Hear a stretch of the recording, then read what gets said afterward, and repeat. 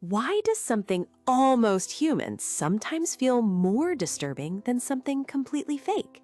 That reaction has a name, the uncanny valley. As human likeness increases, comfort rises, until it suddenly drops.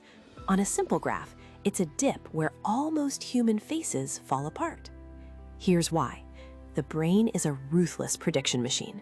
When it sees a face, it expects perfect signals: natural eyes, fluid movement, believable skin, real-time emotion.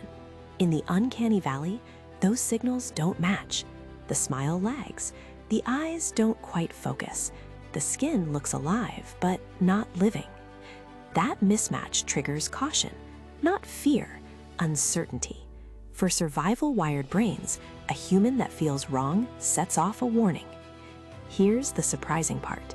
The closer something gets to human, the louder tiny flaws become. The uncanny valley is creepy because the brain sees something human, but not human enough.